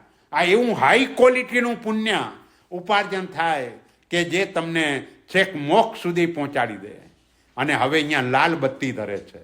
આ સૂત્રની અંદર છેલ્લે લાલ બત્તી કહેવાય. અપડી બંધમેયમ, આ આપણા માટે લાલ બત્તી છે. અને એ લાલ બત્તી એટલે શું કે આ બધા લાભો આનાથી થાય છે, પણ તમે કોઈ સંસારના સુખની અપેક્ષા રાખતા નહીં. નહીતર એ નિયાણ શલ્ય તરીકે ઓળખાશે અને નિયાણું સંસારમાં પરિભ્રમણ કરાવશે. માટે તમારા આત્માનો વિકાસ થાય, આધ્યાત્મિક વિકાસ થાય, મોક્ષની પ્રાપ્તિ સુધીના સમ્યક દર્શન, દેશવીરતિ, સર્વવીરતિ, અનંતાનું મંદિરની વિસંયોજના, દર્શન, મોહનીય કર્મનો ક્ષય વગેરે ગુણોની પ્રાપ્તિ થાય. એટલા માટે આ સૂત્રનો સ્વાધ્યાય કરજો. અપડી બંધમેયમ એટલે આ રીતે ક્યાંય પણ અપેક્ષા, ક્યાંય આપણી ભૌતિક સુખની કામના ન રહે. અને કદાચ ક્યાંક રાખવી પણ પડે તો પણ મેં તમને કહ્યું કે એ કામના પૂર્ણ થતાં જ ધર્મ માર્ગે પાછા વળી જવાનું. ક્યાંય પણ મોટા ભાગે શું બને કે જ્યારે હાથમાં આવી જાય પછી ધર્મને ભૂલી જાય છે. તો એ બને એ મોટું નુકસાન કરે એ જીવને. કારણ કે ભાવ એ કર્યો હતો કે ભાઈ મને જો આ વ્યવસ્થા થઈ જાય તો હું બધી મારી આરાધના સારી રીતે કરી શકું. અને મળી ગયા પછી એ ભગવાનને પણ ડીંગો બતાવીને કંઈ ન કરે તો પછી શું થાય? તો કર્મ સત્તા એને પાછળથી હેરાન કરે. કારણ કે ભાઈ તે આ ખોટું કર્યું, માટે પાપનો અનુબંધ પડે. અને પાપનો અનુબંધ એને ભવાંતરની અંદર, સંસારની અંદર રજડપાટ કરાવે, દુઃખી કરી દે. કહેવાય ધર્મના શરણે ગયો. એટલે આપણે જય વીરાયમાં કઈ ઇષ્ટફલ સિદ્ધિ, પણ એનો અર્થ એ મોક્ષ માર્ગને અનુકૂળ એવા ઇષ્ટફળની સિદ્ધિ. ગમે તે નહીં, જે મોક્ષ માર્ગ આપણો ક્લિયર કટ, આપણે એમાં આગળ વધી શકીએ એ રીતે આપણને જોઈએ છે. એટલે આ બધું આજના સમયના જે અર્થ અને કામ, લોકો એની પાછળ વધારે સમય ગાળે છે. હકીકતની અંદર ધર્મ એ પુરુષાર્થ સાધ્ય છે, અર્થ અને કામ એ પુરુષાર્થ સાધ્ય નથી. એ તમારા પૂર્વજનિત જે કર્મો છે એના કારણે તમને પ્રાપ્ત થવાનું છે. એટલે પુરુષાર્થ ધર્મમાં કરવાનો છે, એના બદલે આપણે પુરુષાર્થ અર્થ અને કામમાં કરીએ છીએ અને ધર્મને નસીબના ભરોસે છોડીએ છીએ. બોલો, ચાલશે શબ્દનો ઉપયોગ ક્યાં થાય? ભાઈ સામાયિક નહીં થાય તો, પ્રતિક્રમણ નહીં થાય તો, દેરાસર નહીં જવાય તો, ચાલશે શબ્દ ત્યાં જ વપરાય. પણ જોબ ઉપર નહીં જવાય તો, આપણા બાળકને સ્કૂલે નહીં મૂકીએ તો, ત્યાં ક્યાંય ચાલશે શબ્દ નથી વાપરતા. એટલે આ ધર્મ એ આપણે ત્યાં ચાલશે શબ્દનો પ્રયોગ કરીએ એનો અર્થ એ કે ધર્મ પુરુષાર્થની ખામી છે, ત્રુટિ છે. એ ત્રુટિ ના ચાલે. અને એનાથી નુકસાન શું થશે? તો કે અત્યારે આપણે જે ભોગવી રહ્યા છીએ એ પૂર્વજન્મમાં ધર્મ કર્યો, એનાથી જે પુણ્ય ઉપાર્જન કર્યું એ ભોગવી રહ્યા છીએ. હવે એ પુણ્ય તમે અહીં ખલાસ કરી દેશો અને નવો ધર્મ નહીં કર્યો હોય તો કર્મ સત્તા શું કહેશે? ભાઈ અહીંથી જતી વખતે હવે તમે દેવાળિયા થઈ ગયા, હવે તમારી પાસે આપવા માટે કંઈ નથી, માટે અમે તમને મનુષ્ય ન બનાવી શકીએ, અમે તમને દેવમાં ન મોકલી શકીએ. હવે એક કામ કરો, તમે જરાક નિગોદમાં જાઓ અને ત્યાં જઈને થોડુંક વધારે સહન કરીને આવો. એમ કરીને ધીમે ધીમે ધીમે થોડુંક ભેગું કરજો. જ્યારે વધારે ભેગું થશે ત્યારે પાછો મનુષ્યનો જન્મ આપશું. એટલે બધા લોકો આવી રીતે હારી જાય છે જીવન. આ આપણું જીવન એટલે એક પ્રકારની સાપ સીડીની ગેમ જેવું થઈ ગયું છે. ઓલો 99માં નંબર આવે એટલે સાપનું મોઢું આવે, સડસડાટ જીવ નીચે ઉતરી જાય. એમ આપણે પણ મોક્ષ માર્ગને અનુકૂળ બધું જ મળ્યું છે. બોલો, શું નથી મળ્યું? આ જન્મની અંદર આપણને બધું જ મળ્યું. હા, એક ખામી કેવી હોય તો એ કહેવાય કે આપણું સંગયણ બળ નબળું છે, એટલે આપણે મોક્ષે ન પહોંચી શકીએ આ જન્મમાં. પણ આ જન્મમાં એવો પ્રયત્ન કરી શકાય કે આવતા ભવમાં નહીં, પણ આવતા ભવમાં, આ ભવમાં નહીં પણ આવતા ભવમાં મોક્ષે પહોંચી શકાય. અહીંથી મહાવિદેહમાં જાય, જેમ દેવચંદ્રજી મહારાજ ગયા, અનુપમા દેવી ગયા, તો ત્યાંથી એનો મોક્ષ થવાનો છે. આજે પણ કેવલી તરીકે વિચરે છે. તો આપણે સંસારને પરિમિત બનાવી શકીએ, બધું મળ્યું છે. પણ આપણને આપણો મોટામાં મોટો શત્રુ કોઈ હોય તો પ્રમાદ એ આપણો મોટામાં મોટો શત્રુ છે. અને પ્રમાદના કારણે આપણો સમય બધો વેડફાતો જાય છે, સમય બધો નકામો જાય છે. એટલે એમ કહેવાય આપણું મરણ ક્યારનું થઈ ગયું છે, અગ્નિ સંસ્કાર મોડો થવાનો છે. કારણ કે ભાવ મરણ એ તો ડગલે ને પગલે થાય જ છે. આપણો અગ્નિ સંસ્કાર દ્રવ્ય મરણ થશે ત્યારે થશે, પણ દ્રવ્ય મરણનો ભય રાખવા જેવો નથી. ભય ભાવ મરણનો રાખવાનો છે. આપણા ભાવોને બગાડીએ છીએ એનો ભય રાખવાનો છે. આપણને એનો ભય જ નથી. અને આ પ્રમાદ કેટલું મોટું નુકસાન કરે. બોલો, શાલિભદ્રનો પ્રમાદ કેટલો હતો. ખાલી એમના માતુશ્રી સાતા પૂછવા માટે આવ્યા, સંસારી માતુશ્રી, અને આમ આંખનું ભવું ઊંચું થઈ ગયું. આટલો જ પ્રમાદ, બીજો કોઈ નહીં. અને આટલા પ્રમાદમાં કર્મ સત્તાએ સજા શું કરી? 33 સાગરોપમની સજા ફટકારી દીધી અનુત્તરમાં. સીધા ઓલા ધન્નાજી મોક્ષે ચાલ્યા ગયા અને શાલિભદ્રજીને સજા થઈ 33 સાગરોપમ. હવે મોક્ષ ત્યાંથી નજીક, પણ તોય ત્યાંથી ડાયરેક્ટ ના જવાય. મારે અહીંથી તમને ફોન કરવો હોય તોય પેલી ઘંટડી તો એક્સચેન્જમાં જ વાગે, પછી જ તમારી વાગે. તો એવી રીતે એને મોક્ષમાં જવું હોય તો અહીં જ આવવું પડે, પછી જ જવાય. એટલે પાછું મનુષ્યમાં આવવાનું, ચારિત્ર સ્વીકારવાનું. અને આપણા માટે તો કેટલું સહેલું. ઘણા લોકો કે ભાઈ ભગવાન પાસે હોઈએ ત્યાં ચારિત્ર મળે. એવી શું જરૂર છે? આજનું ચારિત્ર આપણને વધારે લાભ કરાવનારું છે, કારણ કે ઓછા ટાઈમમાં વધારે લાભ થાય. તમે ધારો કે મહાવિદ્યામાં ગયા અને 8 વર્ષની ઉંમરે દીક્ષા લીધી, તો દીક્ષા પાડવાની કેટલા વર્ષ પાડવાની? કરોડ પૂર્વ વર્ષનું આયુષ્ય હોય. અને એક પૂર્વ એટલે 70,56,000 કરોડ વર્ષ. આટલા વર્ષનું એક પૂર્વ થાય. આવા કરોડ પૂર્વનું આયુષ્ય હોય. તમે 8 વર્ષની ઉંમરે દીક્ષા લઈ લીધી, હવે આટલા વર્ષો પાડવાનું. અને અહીં દીક્ષા લો તો કેટલું પાડવાનું આવે? કેટલા વર્ષો? આપણું આયુષ્ય જ કેટલું. આપણે ત્યાં અડધા દિવસની દીક્ષાથી કામ થઈ જાય છે. સંપ્રતિ મહારાજા ખાવા માટે દીક્ષા લીધેલી.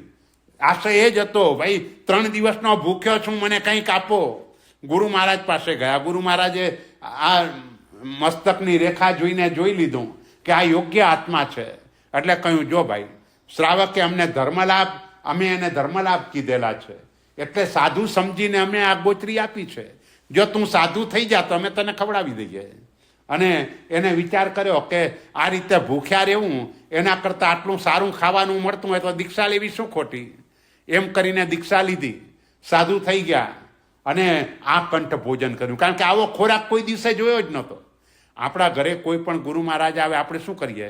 સારામાં સારી વસ્તુ હોય કાઢીને આપણે ઓરાવીએ, આપણને એવો ઉત્તમ લાભ મળે. એટલે આવી ઉત્તમ વસ્તુ વાપરી, ગળા સુધી વાપરી, અજીર્ણ થયું. અને પછી ઓલા શેઠિયાઓ બધા આડાવડા થવા લાગ્યા.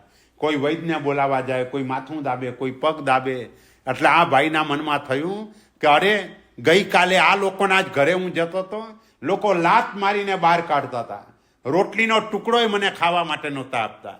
અને એ જ શેઠિયાઓ આજે મારા માટે આટલું બધું કરવા તૈયાર થયા છે.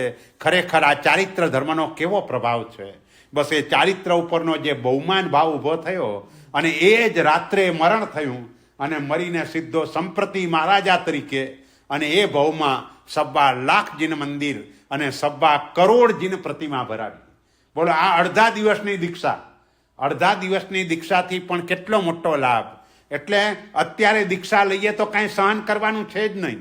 આપણે આટલા તો ગયા, હવે રહ્યા કેટલા?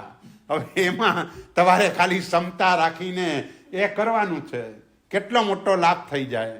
એટલે આ મનને કેળવવાનું છે. બસ આપણે એકચ્યુઅલી આ રીતે ટેવાઈ ગયા છીએ, પણ મનને કેળવવાનું છે. કોઈ પણ સિચ્યુએશનમાં આપણે ક્ષમતાપૂર્વક રહી શકીએ એ રીતે મનને. અને નહીંતર પ્રોબ્લેમ શું થશે? તમે આટલા સુખ વૈભવની વચ્ચે રહો છો, એની ઈર્ષ્યા નથી, પણ વાંધો એ છે કે મરણ વખતે જો તકલીફ આવીને એને સહન નહીં થાય તો હાઈવોય થશે, અને હાઈવોય આત્માને દુર્ગતિમાં લઈ જશે. એટલે સહન કરવાનો અભ્યાસ પાડવો જોઈએ, ટેવ પાડવી જોઈએ. વધારે ને વધારે સહન કેમ થાય અને એમાં ક્ષમતા કેવી રીતે રહે, આવો જો અભ્યાસ થશે ને તો એ અભ્યાસ આપણને બહુ કામ લાગશે.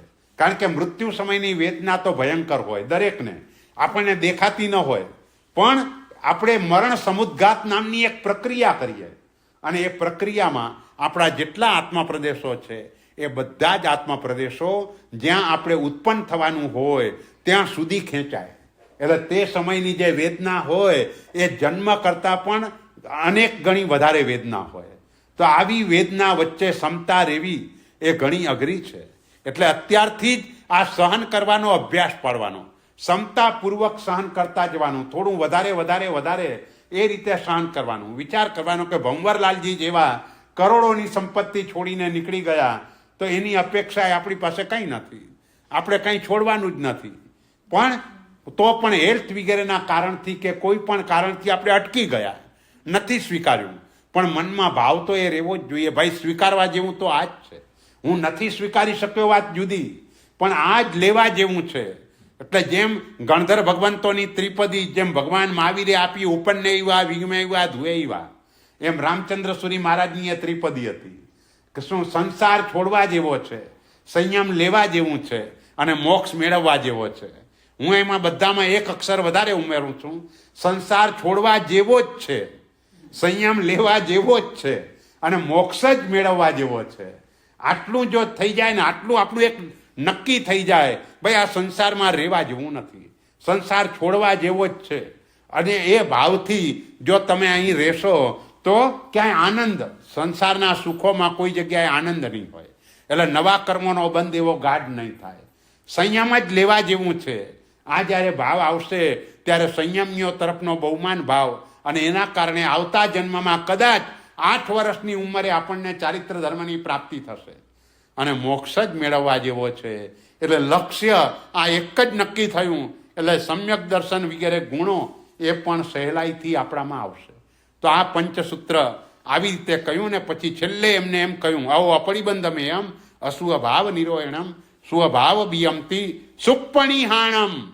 અત્યંત એકાગ્રતાપૂર્વક, પ્રણિધાનપૂર્વક એ આ સૂત્રનો સ્વાધ્યાય એ રીતે કરવાનો. સુપણિહાણમ સમ્મમ પડિયબ્બમ, સારી રીતે બોલવું, સમ્મમ સોઅબ્બમ, સારી રીતે સાંભળવું, સમ્મમ અણુપેહી અબ્બમથી, અને એના ઉપર ચિંતન કરવું. નમો નમિય નમિયાણમ પરમ ગુરુ વિય રાગાણમ, નમો શેષન મુક્કારા રિહાણમ, જયવું સબ્બનનું શાસનમ.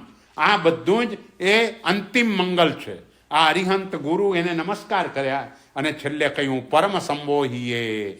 આ પંચસૂત્રનો સ્વાધ્યાય કરનાર બધા જ આત્માઓ સમ્યક દર્શન ગુણને પ્રાપ્ત કરી સુહિણો ભવંતુ જીવા, સુહિણો ભવંતુ જીવા, સુહિણો ભવંતુ જીવા.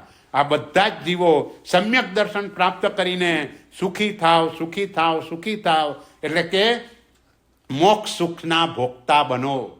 આ રીતે પંચસૂત્રનો સાર આપણે ખાલી 2 દિવસની અંદર એના સારની વાત કરી. ઊંડાણમાં તો ઘણું બધું જઈ શકાય, પણ સમય આપણી પાસે નહોતો, એટલે 2 દિવસ માટે આપણે આ રીતે સ્વાધ્યાય કર્યો. પરમાત્માની આજ્ઞા વિરુદ્ધ કંઈ પણ બોલાયું હોય તો ત્રિવિધે ત્રિવિધે મિચ્છામિ દુક્કડમ. બોલો, કોઈના કંઈ ક્વેશ્ચન હોય તો.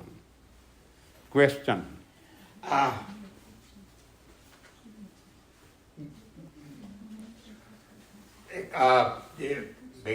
ગઈકાલે આપણે ચર્ચા કરી હતી કે વ્યવહારથી સમ્યક દર્શનની નિશ્ચય નહીંથી એના જે 7 કર્મ પ્રકૃતિનો ક્ષય, ક્ષયોક્ષમ, ઉપશમ, અને આ 5 લક્ષણો જીવને આવે. 5 લક્ષણો છે. તો એની ડેફિનેશન તમે એની ડેફિનેશન એ દર્શન સપ્તકના ક્ષય, ક્ષયોક્ષમ કે ઉપશમથી જે પ્રાપ્ત થાય તે દર્શન સપ્તકના 7 કર્મ પ્રકૃતિના. એટલે ક્યારેક ક્યારેક આ વાંચવામાં આવે એટલે કે 4 સ્ટેપ. પહેલું સ્ટેપ છે કે દેવ ગુરુ ધર્મ અર્થ શ્રદ્ધા, તત્વ શ્રદ્ધા, સમ્યક. બરાબર છે, બરાબર. એ જ આવ્યું તત્વ શ્રદ્ધા, એ આદર્શન સપ્તકના ક્ષયનું કારણ. વેદ જ્ઞાન, અને છેલ્લે કે છે કે આત્માની અનુભૂતિ. હા, એ જે છે ને ભેદ જ્ઞાન ને આત્માની અનુભૂતિ, એ બધું ચોથા ગુણસ્થાન કે નથી થતું. એ બધું જેમ આત્મા ઉપર જતો જાય, મોહનો જેમ જેમ ક્ષય આગળ વધતો જાય તેમ તેમ આગળ થતું જાય છે. એટલે સમ્યક દર્શનમાં ખાલી આ 2 જે તમે બાબત કહી ને કે સુદેવ, સુગુરુ, સુધર્મ ઉપરની શ્રદ્ધા આસ્તિક્ય અને તત્વાર શ્રદ્ધાનમ સમ્યક દર્શનમ, એટલે આ દર્શન સપ્તકનો ક્ષય, ક્ષયોપશમ, ઉપશમ, એ ભેદ જ્ઞાન પાછળ એ આગળ થાય. અને અનુભૂતિ તો બહુ આગળના સ્તરની વાત છે. એ બહુ આગળના સ્તર.